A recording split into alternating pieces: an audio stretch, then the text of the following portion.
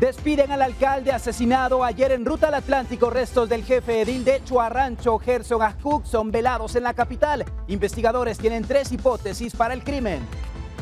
Boda causa polémica. Ceremonia de matrimonio entre 2 adolescentes de 13 años es transmitida en vivo y genera repudio entre los usuarios de redes sociales. Jueves 27 de febrero, gracias por acompañarnos aquí en Impacto Directo a través de Guatevisión. Soy Alexis Ponce, doy la bienvenida a nuestros panelistas. Hoy nos acompañan a Luisa Arévalo, historiadora, Luis Fernando Urbina, comunicador y publicista, Germán Galindo, internacionalista, y Armando Mendoza, abogado. 3 sujetos fueron grabados cuando robaban producto de una tienda de abarrotes en Santa Lucía, Milpas Altas, Zacatepeques. El hecho fue grabado por una cámara de seguridad y se ve que un carro rojo se parquea enfrente del comercial. De él salen 2 hombres y una mujer, quienes entran tranquilamente al local, así como estamos observando ahora en pantalla. Caminan entre las góndolas y de pronto uno de los sujetos se acerca a la dependiente para distraerla. En ese momento que el otro hombre y la mujer comienzan a sacar empaques de bebidas y demás productos, salen del local y meten todo al carro. Tras unos minutos se van del lugar. Una manera ingeniosa, podríamos catalogarla, pero descarada al mismo tiempo, Germán, de aprovecharse de una persona que le está brindando la atención por el servicio que está prestando. Sí, definitivamente es hasta cierto punto cómica la situación en cuanto a que lo pensaron, lo idearon, probablemente no es la primera vez que lo llevan a cabo, esto es sistemático, ya saben cómo hacerlo, ya habían ojeado a qué hora estaba solo una persona probablemente, o sea, esto lo tenían 100% controlado. Por suerte no existió, no fue un robo con violencia, por suerte. Por mala suerte, pues al final se dio a cabo. No sé qué pasará con la persona que estaba encargada, porque probablemente tal vez no es la dueña del local, pero definitivamente hay que tener mucho cuidado, y si vamos a tener un turno para cuidar un local, por lo menos 2 personas, ¿no? Sobre todo cuando hay licor dentro de este local, porque atrae mucho este tipo de actividad. Qué terrible que se den estas situaciones, Armando, porque la buena voluntad del ciudadano, y por eso es que hemos perdido muchas veces esa cortesía, el poder ayudar a quien lo necesita, por vándalos y aprovechados como estos 3 sujetos. Definitivamente, no lo he dicho mejor. La verdad que uno ya no ayuda en la calle por ese mismo miedo de que si por ayudar viene y me dan, entonces me asaltan, qué sé yo. Sí, lo que dijo Germán, lamentablemente aquí el hurto se configura claramente lo que sí debe hacer, y es por eso que la ciudadanía ahora optó por cámaras de seguridad. Pues ahí captan el ingreso, solo falta que logren individualizarlos claramente, pero el hurto se configura, hay complicidad de parte del otro señor, la pobre muchacha, ojalá no le van a cobrar el producto, porque es lo que hacen los dueños de las tiendas para no perder, ¿verdad? Pero espero que el dueño de la tienda o el comercio pues logre interponer la denuncia correspondiente, hay video y pues siempre colocan en la denuncia sobre averiguar al sujeto sindicado, pero espero que con las cámaras puedan dar, que logren ver la placa del vehículo y pues tratar la manera. Esos y contratar seguridad privada, que es lo que hacen casi todos los comercios. Es un descaro total esto que ha sucedido, Ana Luisa, porque volvemos a ese punto, ya nadie quiere ayudar a los demás por este tipo de situaciones. Estamos insensibilizados ante la violencia, la hemos normalizado, la vemos en el cine, la vemos en todos lados. Llega un punto en que decís, bueno, es como una opción, ¿no? La fiesta estaba muy cara, entonces se pusieron a pagar las cervezas gratis, ¿no? Sí, es triste que estemos, de alguna forma ya estamos acostumbrados, ya tienen un sistema, como dice, ya es una forma normal de hacerse de las cosas, de hacerse de la vida, y es un mal símbolo, es un mal síntoma social. Es un mal síntoma social, definitivamente. Y vamos ahora a platicar de lo siguiente, porque una mujer que conducía su vehículo por una calle, esto en Argentina, mientras llevaba a su hija de 7 años en el asiento trasero, al detenerse en un semáforo, 2 sujetos armados la amenazaron. Le robaron su vehículo mientras la niña permanecía sentada con su cinturón de seguridad. Según un testigo cuyo relato fue documentado por un medio local, uno de los delincuentes pudo haber intentado sacar a la menor por una de las ventanas traseras, pero el cinturón de seguridad habría dejado atascada a la niña. Una cámara de seguridad captó el momento en que los criminales de 14 y 17 años huyen en el vehículo mientras arrastran a la niña durante casi 2 kilómetros hasta chocar con un poste. Hoy la familia se ha despedido por última vez de Kim Gómez. Los 2 menores fueron llevados ante las autoridades. Qué terrible, vemos cómo van a toda velocidad. Una niña de 7 años, víctima de delincuentes, menores de edad, Luis Fernando? Bueno, esto es algo bien importante. En la mayoría de legislaciones de Latinoamérica se protege a los niños para que no puedan ser juzgados como adultos. Sin embargo, este tipo de acciones que son recurrentes y ya se han vuelto normales en toda Latinoamérica, nos ponen a reflexionar qué se debe hacer con los menores de edad que cometen este tipo de delitos tan atroces. Creo que sí es un llamado de atención a los legisladores, a quienes defienden a los jóvenes que cometen delitos, porque al final están cometiendo daño social y no son el síntoma, son parte del resultado de una sociedad que está enferma, así como el de la noticia anterior. Entonces, todas estas situaciones que vemos son jóvenes que no han aprendido que hay límites, jóvenes que no entienden la diferencia entre el bien y el mal, o que la misma sociedad no les ha impuesto esos límites. Entonces, como sociedades debemos de empezar a imponer esos límites. Por ejemplo, yo recuerdo padres de algunos de mis amigos que cuando hacían algo equivocado, ellos mismos eran los que llegaban, disciplinaban, e incluso en el colegio o en el instituto o en la escuela, ellos mismos iban y se quejaban con los maestros y les decían, mire, este niño le copió en el examen y lo vi haciendo chivo. Sin miedo a reprender, exacto, pero es que ha aumentado. Las reglas sociales no podemos romperlas. Si nosotros dejamos que estas cosas sigan siendo vigentes, lo que va a suceder es de que vamos a tener una sociedad de delincuentes, donde no hay límites ni respeto por la persona individual. Claro, y ¿saben ustedes qué ha ocurrido en otros detalles que se han ido conociendo de este caso? El padre de uno de los menores de edad que es señalado en este caso cuenta que a inicios de febrero su hijo fue detenido porque robó un vehículo. Sí. Nuevamente roba un vehículo. El padre dijo que su hijo es una M de persona, sí, y que se pudra en la cárcel porque él no lo va a sacar nuevamente y que no entiende por qué las autoridades le pidieron que lo fuera a sacar a inicios de febrero. Sí, hay como varias carencias, no solo porque que los papás tienen capacidad limitada de educación, digamos, hay muchos estímulos que vienen de fuera y que los papás ya no pueden controlar, por ejemplo, lo que los jóvenes ven en internet. Y se nota que hay límites a los que un padre puede llegar. Me recuerda el caso de Lucio, este jovencito que dejó abandonar una bolsa a su hijo y que la misma mamá dijo, yo no tenía ni idea de esto y estoy muy avergonzada de mi hijo. Lo mismo vemos este caso, creo que es en Chorrillos, en Argentina, y el papá está así de, yo lo lamento, pero yo no lo voy a sacar de la cárcel. Y hay límites, ¿no? Entonces, cuando mezclas una sociedad empobrecida, una falta de educación y drogas, porque el 65% de los jóvenes entre los 18 y 24 años en Argentina consumen por lo menos alguna vez en un periodo de tiempo drogas. O sea, y el alcohol, aunque no parezca, es como el principal problema en esto.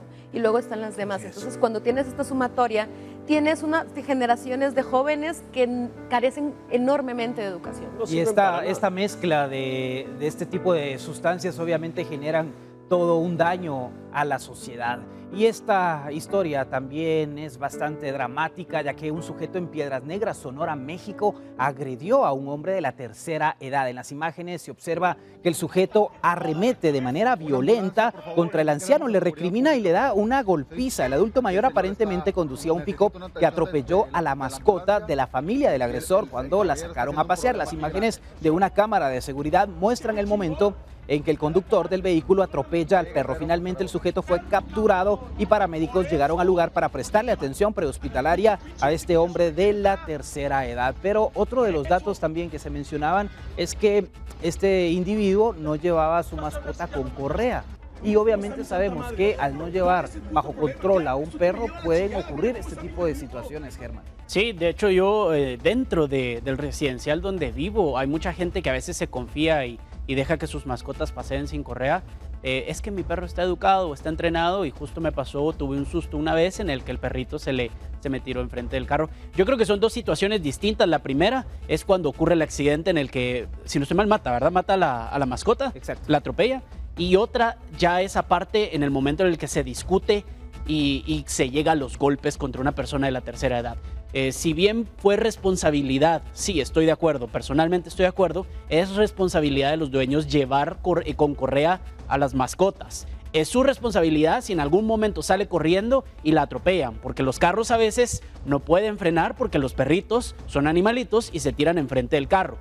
Otra situación aparte es cuando se baja el tipo y empieza a golpear a una persona de la tercera edad, sabiendo el tamaño que tiene, sabiendo el peso que tiene y sabiendo que no, o sea, nadie lo va a detener. Y la ventaja, porque por eso digo, es evidente, tamaño, peso y que nadie lo va a detener. Es evidente aquí, Armando. Está solo el anciano también. Mira, yo siempre he dicho que yo no voy a poner primero la vida de un animal sobre la vida de un ser humano. Y eso lo lamento mucho, pero es lo que yo pienso. En este caso creo que fue un mero hecho fortuito, un accidente. Literalmente fue un accidente. Comparto lo que dice Germán. La responsabilidad es mía, su mascota, su responsabilidad. En todos lados se hace ese eslogan. Pero ya arremeter en contra de una persona más allá de los 60, 70 años creo que es absurdo, es un acto de cobardía. Es cobarde. Justo. Y pues yo considero que hablando entre adultos mayores y adolescentes, creo que hay que tener más compasión a un adulto mayor y a un niño que a un adolescente como el que vimos anteriormente, que sabe lo que hace, plenamente sabe lo que hacen. Y en este caso, personas a nivel mundial que se metan con un ancianito, con una persona de tercera edad, no merecen más castigo que estar en la cárcel y aprender a no meterse con una persona de la tercera edad. Algo cobarde definitivamente que ha ocurrido en México. Quédese aquí con nosotros en Impacto Directo. Al regresar tenemos todos los detalles, las investigaciones, las líneas de hipótesis que tienen las autoridades por el crimen del alcalde de Chuarrancho. Ya regresamos. Chuarrancho está de luto por el crimen de su alcalde Gerson Ajcuk. La municipalidad está cerrada mientras el velatorio del jefe edil se realiza en la capital por seguridad, aunque en este municipio está considerado de los que menos violencia y homicidios reporta.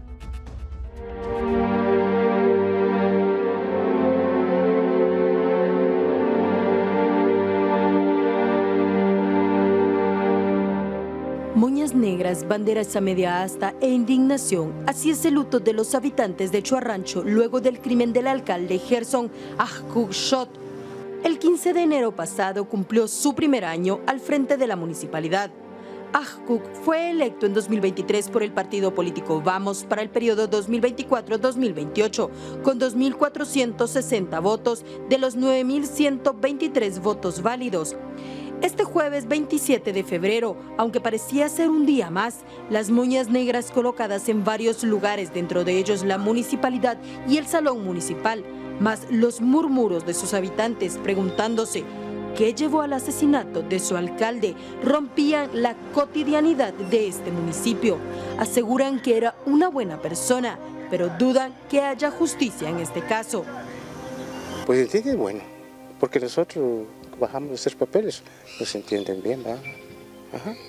Entonces, sí. ¿Esperarían que exista justicia a raíz de la muerte? Ahorita no hay justicia. ¿Qué justicia? No hay. Chuarrancho es uno de los municipios del departamento de Guatemala con poco más de 17,000 habitantes. Una de las principales fuentes económicas de sus habitantes es la agricultura. Sin embargo, en el casco central se puede observar que muchas de estas personas tienen viviendas entre 2 y 3 niveles, algo que evidencia el nivel económico de la gran mayoría también de sus habitantes. Sin embargo, muchos de ellos señalan que aunque el jefe edil era una buena persona, había una carencia que no se ha logrado solucionar desde meses atrás, y es la falta de agua. De que no había agua, no hacía por poner agua aquí al pueblo. Y aunque sus habitantes esperaban poder acompañar a la familia en el funeral, por seguridad se decidió que el velorio sea en la capital, mientras que el lugar de la inhumación no se ha dado a conocer. Chuarrancho, ubicado a 35 kilómetros del área metropolitana, está considerado como uno de los municipios más seguros del departamento de Guatemala. Desde 2019 ha reportado bajos o nulos índices de homicidios y de actos de violencia. En 2024 registró 3 muertos, uno de ellos un homicidio, el otro un cuerpo abandonado en la ruta en su jurisdicción, y el tercero se trató de un hombre linchado señalado de intentar extorsionar, un flagelo que según la PNC no se da allí. Ahora será el concejal Roberto Gómez Hernández, electo por Vamos, quien asuma el cargo. Con imágenes de Luis Macha y Carlos Ochoa, reportó Andrea Domínguez. Y el Ministerio de Gobernación y el Ministerio Público investigan el ataque en contra del alcalde de Chuarrancho, Gerson Ahcook, y la viceministra de Gobernación ha dado detalles de las acciones que se están implementando, pero asegura que no fue un hecho aislado. El cobarde ataque que sufrió el alcalde de Chuarrancho es un reflejo de las acciones de las estructuras criminales que buscan infundir el miedo y desestabilizar nuestras comunidades. Nuestra solidaridad está con su familia, amigos, colegas alcaldes de los municipios vecinos y de todo el país, con sus partidarios y con la gente de Chuarrancho. Siguiendo las instrucciones del presidente de la República y del ministro de Gobernación, se conformó de inmediato un grupo de investigadores que en coordinación con el Ministerio Público trabaja sin descanso para esclarecer este crimen y dar con los responsables. No vamos a escatimar esfuerzos ni recursos hasta ver a los responsables tras las rejas. Y veamos ahora cuáles son esas 3 hipótesis que tienen las autoridades sobre el crimen en contra del alcalde de Chuarrancho. La primera señala que se podría tratar de un crimen con fines políticos y donde, escúchelo bien, estarían implicados algunos conocidos de la víctima. Hay otra hipótesis, esta segunda línea de investigación, que se trata de la venganza de un colega del alcalde, una disputa que se habría generado después de que Ahcook llegara al cargo. Y hay una tercera línea de investigación que está relacionada al narcomenudeo, aunque los investigadores no han detallado más sobre este tema, pero son 3 hipótesis las que se tienen de momento. Luis Fernando, un crimen que ayer vimos reacciones del presidente, del ministro, hoy la viceministra refiriéndose a esta situación que obviamente cambia la perspectiva porque se trata de una figura con poder, reconocida, que ha sido víctima de la inseguridad. Bueno, lo primero que yo tengo que decir es de que si ustedes se dan cuenta, cuando las autoridades se refieren al caso, cuando recién había sucedido, sin tener un contexto, nada más que el ataque, todo era qué bueno era, ¿verdad? Pero ahora salen los investigadores con este tipo de hipótesis que no sé dónde se la sacaron o con qué bases la están sosteniendo para decir que es narcomenudeo, que es por disputas o algo por venganza el estilo. O temas algo políticos. Venganza. Entonces, realmente yo quisiera llamar a la reflexión. Hemos visto acá, como por ejemplo la otra vez, se escuchan disparos de 9 disparos en ráfaga y capturan a alguien que carga un rifle. O sea, que sabemos que ese rifle no puede hacer un disparo en ráfaga. Entonces, realmente vemos que hay incapacidad en las autoridades. Creo que a veces solo capturan por ver o dicen algo solo por decir algo y no vemos que la seguridad mejore. Entonces, yo sí pondría mis barbas en remojo. No diría que esas realmente son las razones, porque al final creería que es solo una forma de taparle el ojo al macho, como decimos en Guatemala, y tratar de minimizar la razón por la que sucedió. Entonces creo que sí es irresponsable de las autoridades en algo tan importante como el crimen de un alcalde. Salir y adelantar, porque lo Sí. hemos hablado en otras oportunidades, Ana Luisa. Las hipótesis siempre hablan de pandillas, de ataque directo, de venganzas, y muchas veces se han equivocado en esas hipótesis y solamente generan un daño a la memoria de la Así víctima es. y a la familia que está llorando la muerte de un ser querido. Sí, yo creo que es muy fácil tirar hipótesis como para pretender que se hace. Creo que eso es una norma muy grande en Guatemala, de hacemos como que hacemos sin realmente llevar a resolución nada. Y yo pienso, imagínate si eso le pasa a un alcalde, ¿qué posibilidad tenemos los ciudadanos normales de conseguir justicia? Porque hasta el mismo vecino lo decía, ¿no? O sea, ¿qué justicia vamos a ver? Y es que yo creo que no estamos conscientes de que muchas municipalidades tienen muchísima cuota de poder. O sea, hay mucho presupuesto ahí que se puede ejecutar y llevamos décadas permitiendo que el narcotráfico, que bandas criminales, sí, o sea, lo hemos mezclado con el Estado. Entonces ya es relativamente normal que le pasen esto a alcaldes. No es la primera vez que yo lo escucho. Mi propio pueblo pasó hace algunos años que lo mataron en una vuelta, muy similar de esta forma. Entonces tenemos que entender que cuando mezclamos la política con estos sistemas criminales, estas cosas van a ser normalizadas. Y que las municipalidades tienen mucho dinero. Germán, que muchos jefes ediles en el pasado o actuales han tenido vínculos con grupos criminales. No es nada nuevo. Yo entiendo a qué se refiere Luis Fernando y entiendo, la verdad. Realmente se están diciendo hipótesis tan temprano, pero como el Estado pues no llega a todas las comunidades, a todas las ciudades y a todos los pueblos dentro del país, los alcaldes son figuras muy importantes y con mucho poder ahí donde no llega el Estado central. Por lo tanto, todas las actividades ilegales pasan por la alcaldía en cuanto a detenerlas o aceptar que pasen y cubrirlas. Yo creo que es normal y hasta estadísticamente lo más probable es que haya sido un caso así, en el que ya sea porque no quiso y quiso detenerlo, porque un año tenía en el puesto, probablemente no quiso jugar con estas actividades ilegales y por eso fue que ocurrió este hecho delictivo, o se metió de alguna u otra manera. Yo tengo un contacto, una persona que fue escogida para una alcaldía y renunció sin siquiera tomar el cargo, porque en el momento en el que fue escogida esta persona, la llamaron, le dijeron, señora, nosotros queríamos a tal persona para el cargo, ¿usted va a jugar con nosotros? ¿Va a colaborar, sí o no? No, ok, tiene que renunciar o ya sabe qué va a pasar. Claro. Y así fue. Y esta es una realidad, Armando. Sabemos que muchos alcaldes o gente que se mete a la política tiene que vivir o convivir con ese tipo de amenazas. Mira, el valiente persiste mientras el cobarde quiere. Y eso es culpa de los partidos políticos o malos partidos políticos que se financian por el narcotráfico o grupos criminales. Porque recuerde que un partido político lo forman ¿quiénes? Ciudadanos. Entonces, pero ¿cómo se financian? Por medios ilícitos. Entonces, la culpa es del partido político que en busca del poder no le importa venderle su alma al diablo por tal de generar ese financiamiento para poder comprar el voto, porque al final de cuentas el voto es comprado. Entonces, es lo que pone la gente a decir, bueno, elijamos a este porque este nos da comida o nos da fiestas. En ese orden de ideas, no podemos juzgar al alcalde en paz descanse porque ya se murió, ya lo mataron, no puede defenderse, no puede decir fue por esto, por lo otro.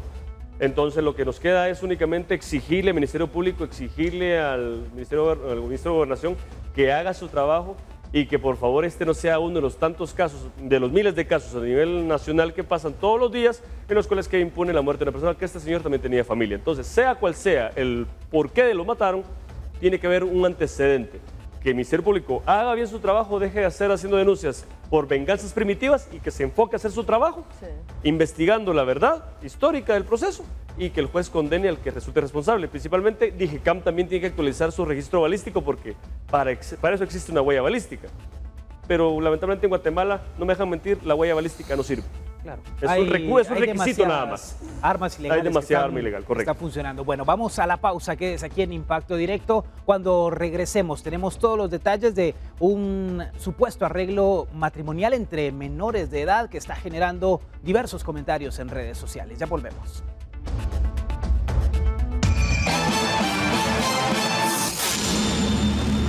Y un supuesto arreglo matrimonial está causando controversia en las redes sociales. Dos niños de apenas 13 años bailaron en una fiesta que los vecinos de una comunidad de Veracruz, México, ya ven como normal. A continuación, los detalles.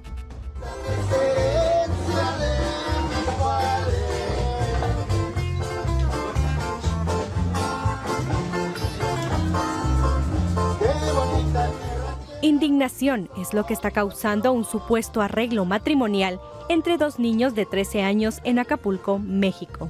Y se volvió viral, pues fue transmitido en vivo en redes sociales la mañana del 23 de febrero en varios perfiles de Facebook. En las imágenes difundidas se observa que la niña tiene un vestido rojo y el niño tiene una playera blanca junto a sus rasgos faciales que evidencian su corta edad.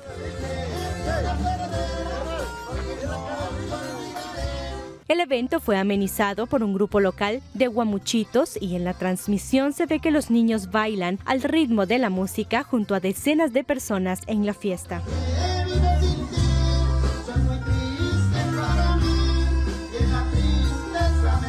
Este hecho está dividiendo las opiniones, pues pese a que existe una ley que prohíbe los matrimonios infantiles, la tradición se sigue imponiendo en esa comunidad.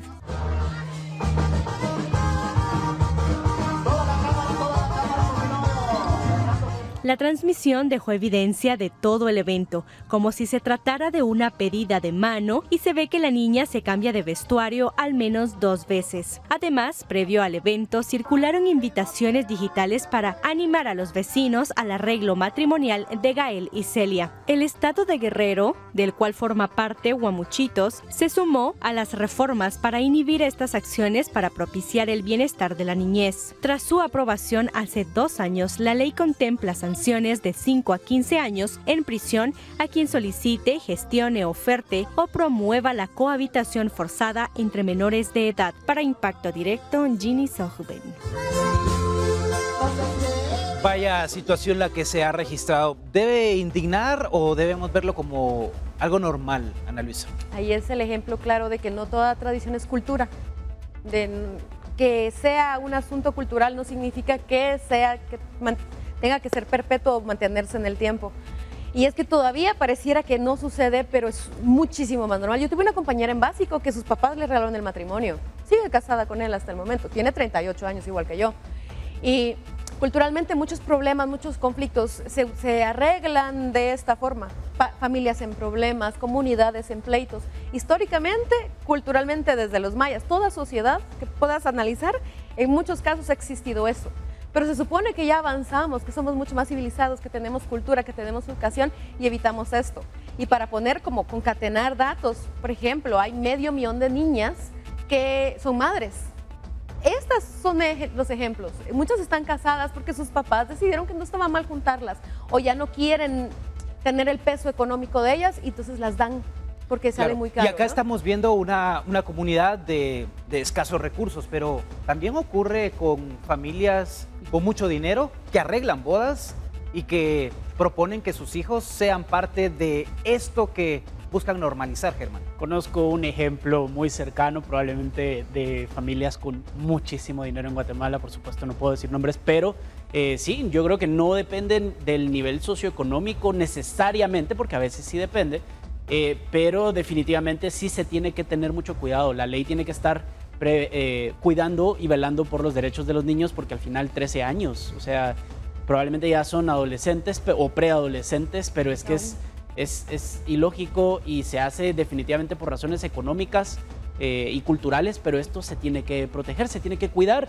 y tratar de que no vuelva a suceder, por lo menos a la hora de registrar, porque me imagino que intentaron registrar el matrimonio a nivel civil, no solo a nivel religioso. Ahí es cuando se tiene que detener. O es de palabra, pero ¿pueden los padres decidir por sus hijos, por menores de edad, de 13 años, Armando? Pongámoslo en el contexto de Guatemala. ¿Y se pueden decidir? Mira, de hecho, según la información, México también en el 2016 estaba empezando con esa iniciativa y hasta hoy ya lo crearon a nivel federal. En Guatemala, desde el 2016 ya no se puede casar un menor de edad, aún con una dispensa judicial por parte del padre. Antes se podía, menores de edad con autorización del padre, firmaba el padre y se casaban, sí se existía. Pero del 2016 para atrás, eso era antes, ahora ya no. Es prohibido ni con dispensa judicial, es decir, un juez ya no puede autorizar un matrimonio. En este caso lo que sucede con México es de que como es un país federado, cada estado tiene su propio código civil. Entonces lo que estuvo luchando la CIPINA para poder incorporarlo a todo México es de que estuvieron luchando desde el 2016 hasta el día de, digamos hoy, para poder incorporar a nivel federal en el Código Civil Federal, porque tienen códigos federales. Entonces en el Código Civil Federal ahora sí es prohibido, ya no se puede autorización de padres, de jueces, ni por ningún motivo casarse menores de edad. Entonces eso es un impulso que ha sido hasta el día de hoy. Guatemala en ese aspecto sí le pudo ganar a México porque desde el 2016 Guatemala ya no lo permite. México viene luchando desde el 2016 para acá, poderlo implementar en todo el país, pero por ser un país estatal o por un país dividido en estados, entonces tenían que pero seamos honestos, no necesitamos el permiso de un juez ni la firma para que se puedan concretar estos compromisos, Luis Fernando. Si escuchamos la nota, cuando decía que a quien que arregle, promueva o arregle estos tipos de matrimonios de manera forzada, ¿sí? Entonces esa palabra forzada es la que le da una puerta a que esto pueda pasar. ¿Por qué? Porque los jóvenes pueden decir que no están forzados, que ellos lo hicieron de manera voluntaria.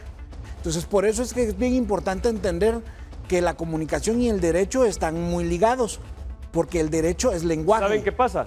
Entonces, porque son los verbos los que definen las formas legales. Entonces, cuando le agregan una versión como la parte forzada, entonces es donde abre la puerta a de que ellos de libre consenso a nivel mundial el problema es la interpretación. Yo no estoy en contra de la Declaración Universal de Derechos del Niño, claramente, pero la ONU debería modificar el grupo etario. ¿Por qué? Porque se le entiende niño de los 0 años hasta los 15 más o menos, y de los 15 para los 17 es adolescente. Entonces deberían realmente modificar que los niños son de tal año a tal año y vedar ciertos derechos a los adolescentes por esa capacidad de goce para poder evitar ese tipo de cosas. Como dijo Luis Fernando, yo quería casarme, sí, pero todavía no tiene la facultad de decisión. Tienen capacidad de goce, más no de ejercicio. Entonces no puede un menor de edad decir yo quiero, siempre y cuando el padre no esté de acuerdo, o incluso aunque el papá diga cásate, te voy a casar, o disponer de ellos, ahí viene la PGN, PGR, todo a nivel mundial, a intervenir y decir no pueden casarse, no pueden permitir ni forzada ni voluntariamente, porque un menor de edad no tiene esa capacidad de poder decidir en ciertas materias del derecho, como dijo Luis Fernando, pero sí puede gozar de ciertas facultades para poder opinar. No. Pero mientras la Declaración Universal no modifique el grupo etario, siempre seguiremos con esa situación. Es un problema mucho más grande de lo que pensamos. Y al final es bien interesante entender de que aunque hay cosas culturales que no compartimos y que no consideramos que sean correctas, la costumbre, pues al final la costumbre es la fuente del derecho. Entonces estas sociedades o estos grupos sociales se basan en eso como parte de una tradición. Entonces ese es el reto de la transformación social. Por el otro lado, también vemos que es una comunidad pobre, donde los jóvenes no tienen otro sueño más que tener una familia, y no está malo. O sea, es importante que los jóvenes entiendan que deben tener una familia, porque es la base de la sociedad. Pero tener una familia para salir de esa pobreza, de esa realidad. Pero si no tenés oportunidades, si seguís teniendo calles de tierra, no tenés escuelas, no hay fuentes de trabajo. Justo. Entonces, realmente no tenés otros sueños. El único medio de educación es la cultura y la costumbre. Claro, Mi papá se casó en la casa, pero es la sí puedes costumbre que tener los alimenta. sueños, porque querés tener sueños de prepararte para hacer algo que te vaya a dar un mejor futuro. Pero yo aquí no veo ninguna razón económica. Ninguna razón económica. Porque, digamos, el concepto de la infancia que tenemos los guatemaltecos es dickensiano, del siglo XIX, la idea de la infancia, con estos cuentos de Navidad y así. Charles Dickens escribe sobre la infancia. Entonces, a partir de ahí, o sea, nosotros estamos occidentalizados, ¿no? Entonces, a partir de ahí es que se empieza a hablar, porque antes los niños en la Inglaterra industrial, los niños trabajaban a los 6 años, 5 años, habían trabajos para ellos, ¿no? Entonces, a partir de este momento en Inglaterra se empieza a discutir, no, espérenme, o sea, tenemos que, crear este concepto de la infancia para evitar que los niños sean tratados como adultos. Entonces, este asunto de la infancia, el concepto de la infancia, no necesariamente casa con los aspectos culturales heredados mayas, o sea, este sincretismo cultural que tenemos. Entonces vemos que probablemente estas personas consideran la infancia como algo diferente. No necesariamente significa que está bien, pero ahí chocan estos dos conceptos. Y yo creo que mucho de eso está sucediendo. Así es. Y tenemos también situaciones de menores de edad cuando incurren en delitos o en faltas. Y vemos acá menores de edad que son obligados en algunas situaciones a contraer matrimonio. Ahí tenemos una gran diferencia de todo ese concepto legal, Armando. Entonces ahí entraría, digamos en el caso concreto de Guatemala, ahí entraría el decreto 9/2009, que es la ley que previene y erradica la explotación sexual y trata de personas. Porque si yo como padre obligo a mi hijo a que se case, yo lo estoy explotando. ¿Por qué? Porque va a tener relaciones no remuneradas, pero es una explotación sexual. Porque va a tener hijos, va a tener esto, malas condiciones de vida. Entonces yo creo que desde ahí viene desde la cultura de uno de padre. Bueno, como dijo Germán, nadie le enseña a uno a ser papá, pero la ley para eso está, para prevenir. Y lamentablemente en Guatemala, en este caso concreto, se han hecho leyes ya para prevenir cuando ya realmente deberíamos erradicar. ¿Cómo se erradica? Pues sancionando gravemente, como lo está haciendo el Código Penal ahora. Un menor de edad, digamos, 13 años, no puede yacer con un hombre de 18. ¿Por qué? Porque es violación, por simple el hecho de tener 13 años, ya sea niño o niña. ¿Verdad? Ah, yo me enamoré de la maestra y ella estuvo conmigo. No se puede, por simple hecho de tener 13 años. Pero son casos que están ocurriendo. Están ocurriendo, claro. Y ocurren, como dijo Luis Fernando, ocurren en lugares donde la costumbre es más fuerte que la fuerza legal. Ocurren más cerca de lo que imaginamos. Así es. Puede estar ocurriendo en la vecindad, puede estar ocurriendo en el círculo de la familia, de los amigos, sin que lo sepamos. Vamos a la pausa y regresamos.